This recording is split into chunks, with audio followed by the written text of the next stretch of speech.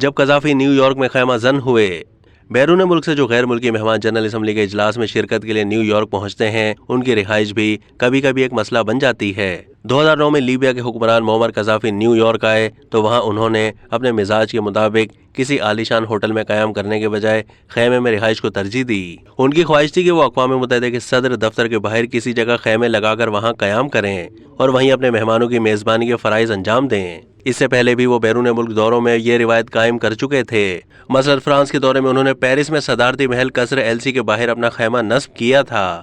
روس گئے تو ماسکو میں کریملن کی عمارتوں کے قریب کرنل قذافی کا ٹینٹ لوگوں کو دعوت نظارہ دے رہا تھا، اور اٹلی کے دورے میں انہوں نے روم کے ایک عوامی پارک میں خیمہ لگا کر قیام کرنے کو ترجیح دی تھی۔ لیکن نیو یارک میں جب انہوں نے مینہٹن کے قریب سینٹرل پارک میں اپنا پرتعیش خیمہ لگانے کی کوشش کی تو انہیں اس کی اجازت نہیں دی گئی۔ پھر اس کے بعد انہوں نے نیو جرسی میں ایک جگہ تلاش کی، لیکن وہاں بھی ناکامی نے ان کا پیچھا کیا۔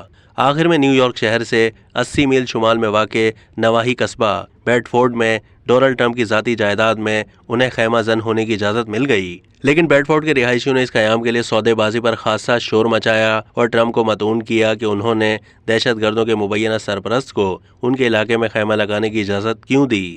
تاہم ان کے اعتراضات درخور اعادہ نہیں سمجھے گئے اور 5 سال کے بعد 2016 میں جب معمر قذافی لیبیا کی خانہ جنگی کے دوران قتل کر دیے گئے تو ٹرمپ نے CBS چینل کے ایک پروگرام میں اعتراف کیا کہ بیڈ فورڈ میں خیمہ لگانے کی اجازت دے کر انہوں نے قذافی سے بھاری رقم وصول کی تھی۔ اب تک کے لیے اتنا ہی۔ مزید معلومات کے لیے ڈیلی جنگ کے YouTube چینل کو سبسکرائب کیجیے۔